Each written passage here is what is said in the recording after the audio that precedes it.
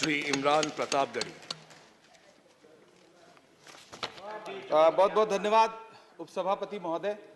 मैं अब्दुल वहाब साहब द्वारा लाए गए इस रेजोल्यूशन के समर्थन में बात करने के लिए खड़ा हूं। इसी थके हुए दस्ते तलब से मांगते हैं, इसी थके हुए दस्ते तलब से मांगते हैं, हम अपने जख्मों का मरहम तो कब से मांगते हैं। वो भीख मांगता है हाकिमों के लहजे में, हम अपने बच्चों का हक भी अदब से मांगते हैं।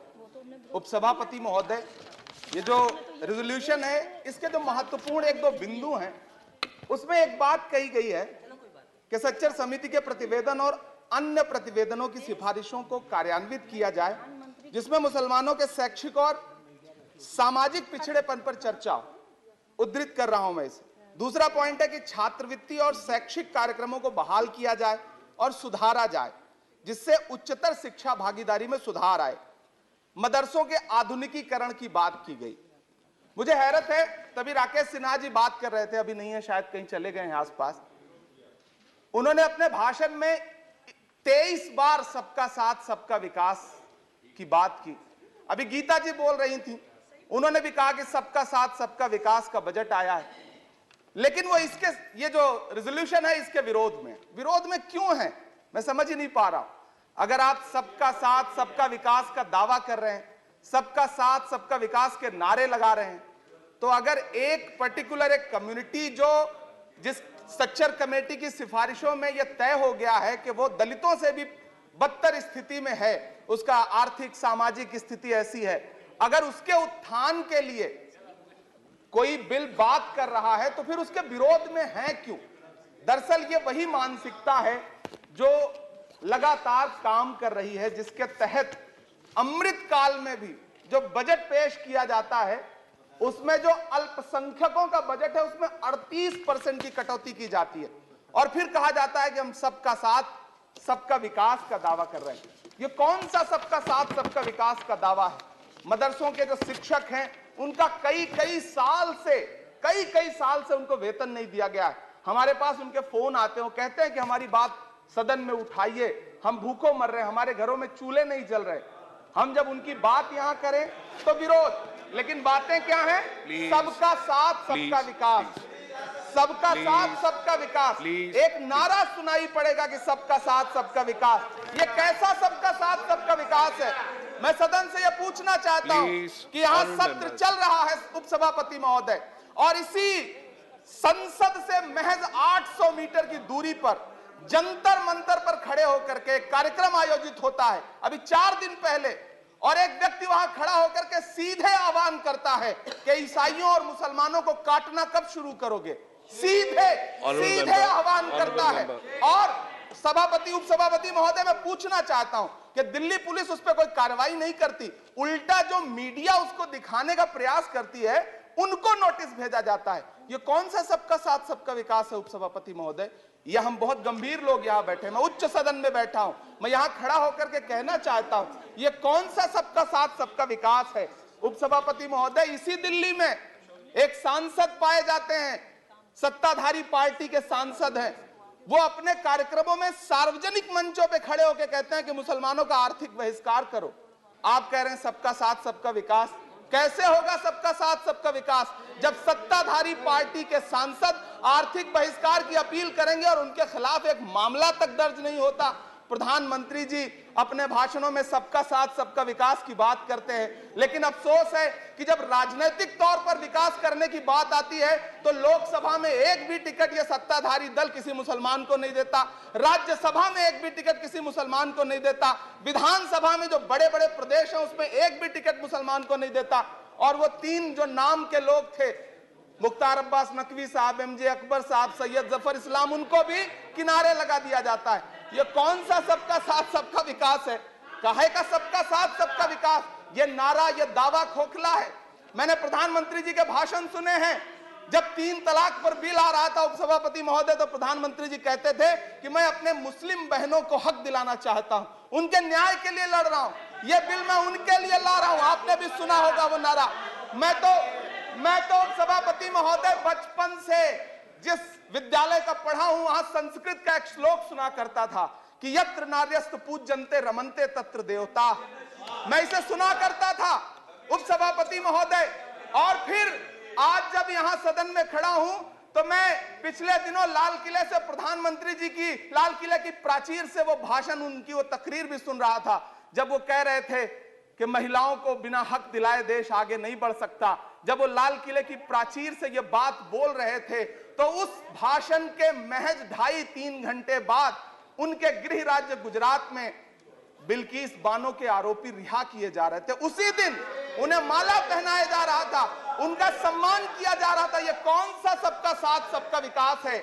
उपसभापति महोदय, मैं तो आपसे कहना चाहता हूं कि जो प्रधानमंत्री जी का इंटरव्यू ले, जो फिल्मी स्टार, जो उनसे पूछे कि आप आम चूस के खाते हैं कि काट के खाते हैं, उसके लिए तो रेड कारपेट बिछा है। जो अभिनेत्रियां उनकी विचारधारा के समर्थन में बात करें, समर्थन से ज्यादा आगे बढ़ के बात करें, उनके लिए जेड सिक्योरिटी है। लेकिन वो शाहरुख खान जो पूरी दुनिया में भारत के तिरंगे का मान बढ़ाता है, जिसे फीफा वर्ल्ड कप में आमंत्रित किया जाता है, उसके लिए सोशल मीडिया पे किस तरह के ट्रेंड चलाए जाते हैं? कौन सा सबका साथ सबका विकास है? महोदय, मेरा नाम इमरान है। मैं उस पीड़ा को महसूस करता हूं जिस पीड़ा का जिक्र अभी मनोज झा जी कर रहे थे। मैं उस पीड़ा से गुजरता हूं, इसलिए मैं आपसे यहां खड़ा होकर कहता हूं कि हम हर दिन सुनते हैं, कई सारे मंत्री हैं जो ट्रेवल एजेंसी खोल के बैठे हैं, जो कहते हैं कि देशभक्ति हर दिन देशभक्ति साबित करो, चले जाओ वहां चले जाओ। मैं तो उनसे कहना चाहता हूं कि तुमने नफरत का जो बाजार सजाया हुआ है, तू ये कहता है मुसलमान पराया हुआ है, आजा दिल चीर के दिखलाऊं वतन का नक्शा, मेरा भारत मेरी सांसों में समाया हुआ है। हम उसको किसी को हर दिन उसका सबूत नहीं देते फिरेंगे। ऐसे में अगर यह बिल मांग करता है कि मुसलमानों के शैक्षिक और उनके सामाजिक, उनके आर्थिक उत्थान के लिए सरकार उस पर ध्यान दे, तो फिर तकलीफ क्या है, दिक्कत क्या है? क्या आपका जो नारा है वो झूठा है? क्या सबका साथ सबका विकास का नारा सिर्फ खोखला है? बजट से तो यही जाहिर होता है, आप लगातार घटाते जा रहे हैं बजट, आप लगातार कटौती करते जा रहे हैं। पूरे देश में प्रधानमंत्री जी दावा करते थे सबका साथ सबका विकास के नारे के साथ कि 2022 में हर व्यक्ति के छत पर, घर पर, सर पर छत होगी। यह प्रधानमंत्री जी का उद्धृत किया गया बयान है। लेकिन मैं तो आपसे यह कहना चाहता हूं, आप असम उठा के देख लीजिए, आप मध्य प्रदेश उठा के देख लीजिए, आप उत्तर प्रदेश उठा के देख लीजिए, एक दैत्याकार बुलडोजर है जो चारों तरफ घूम रहा है, और जिनके सरों पर छत है भी, उन छतों को भी छीन लेना चाहता है। लेकिन क्या प्रधानमंत्री जी इसे देखते नहीं है? क्या भारतीय जनता पार्टी सरकार के जिम्मेदार नेता इसे देखते नहीं है कि वो बुलडोजर सिर्फ लोगों का घर नहीं कुचल रहा है, संविधान को कुचल रहा है, लोकतंत्र को कुचल रहा है। गुवाहाटी हाई कोर्ट की वो का स्टेटमेंट सुनिए आप, पटना के एक जज साहब का स्टेटमेंट सुनिए आप, फिर अदालतों का क्या काम रह जाता है? ऐसे में सबका साथ सबका विकास कैसे माना जाए? उपसभापति महोदय, मैं तो आपसे ये कहना चाहता हूं कि पूरी दुनिया में कहीं भी जब कोई अल्पसंख्यक सफल होता है, किसी उच्च पद पर पहुंचता है, तो हम सारे लोग, हमारे तमाम साथी खुश होते हैं। ऋषि सुनक जब प्रधानमंत्री बनते हैं तो भारत में जश्न मनाया जाता है, मुझे खुशी होती है। आप दुनिया के किसी दूसरे देश में अल्पसंख्यक अगर सफल होता है तो आप खुश होते हैं, मिठाइयां बांटते हैं। लेकिन अपने देश में अल्पसंख्यकों के खिलाफ किस किस तरह के नारे इसी दिल्ली और उसके इर्द गिर्द लगाए जाते हैं, क्या वो हम नहीं सुनते हैं? और अगर सुनते हैं, और अगर पाकिस्तान आपके लिए जिंदाबाद होगा, हमारे लिए हिंदुस्तान जिंदाबाद है, भारत जिंदाबाद है। मैं आपसे ये कहना चाहता हूं, आपसे ज्यादा देशभक्त हूं मैं भारत का इमरान हूं, मैं भारत का इमरान हूं। महोदय, मुझे बोलने दें, बाहर भी नहीं बोलने देंगे, यहां भी नहीं बोलने देंगे, ये कौन सी प्रवृत्ति है? उपसभापति महोदय, मैं आपसे ये कहना चाहता हूं, ये जो साझी विरासत, अभी आदरणीय हमारे साथी राकेश सिन्हा जी बात कर रहे थे कि साझी विरासत अल्पसंख्यक बहुसंख्यक में बांटना नहीं है। मैं उनसे कहना चाहता हूं कि आदरणीय जरा सोशल मीडिया पे तो बहुत एक्टिव रहते हैं, रोज चैनलों पर भी बैठते हैं, चैनलों पे होने वाली डिबेट का स्तर देखिए। उसको रोकने के लिए हमारी सरकार रत्ती भर भी कोई कदम उठाना चाहती है? नहीं उठाना चाहती, बढ़ावा देती है। ये जो जहरीली बातें करने वाले चैनल हैं, उनके जो प्रमुख एंकर हैं, उनको सुरक्षाएं दी जाती हैं, उनको रोका नहीं जाता। कौन सा सबका साथ सबका विकास है? ये बिल जिस चीज की बात कर रहा है, अभी राकेश सिन्हा जी कह रहे थे कि प्रधानमंत्री जी ने कहा तिरंगा यात्रा निकालिए। मुझे पूरा विश्वास है कि प्रधानमंत्री जी ने कठुआ के बलात्कारी के समर्थन में तिरंगा यात्रा निकालने के लिए कभी नहीं कहा होगा, लेकिन फिर भी निकली, लेकिन किसी ने रोका नहीं, किसी ने कोई आवाज नहीं उठाई। उपसभापति महोदय, दर्द बहुत सारे हैं, लेकिन ये जो रेजोल्यूशन लेकर के आए हैं उसमें जो शैक्षिक और आर्थिक बातों को उद्धृत किया गया है, मैं आपसे अनुरोध करूंगा कि इसे देखा जाए, इसे जांचा जाए। गीता जी कह रही थी अभी भारत जोड़ो यात्रा पे कि भारत टूटा कहां है। भारत टूटा नहीं है, भारत को कोई तोड़ भी नहीं पाएगा। भारत को तोड़ने का सपना देखने वालों को हमारी आदरणीय इंदिरा गांधी जी ने 2 टुकड़ों में तोड़ दिया था, बांट दिया था। भारत को कोई तोड़ नहीं पाएगा, लेकिन भारत देश में आर्थिक तौर पर, सामाजिक तौर पर जो बंटवारा करने की साजिश मौजूदा सरकार और सरकार के आनुषंगिक संगठन कर रहे हैं, जो आनुषंगिक संगठन कर रहे हैं, उनको रोकने के लिए सरकार क्या कर रही है।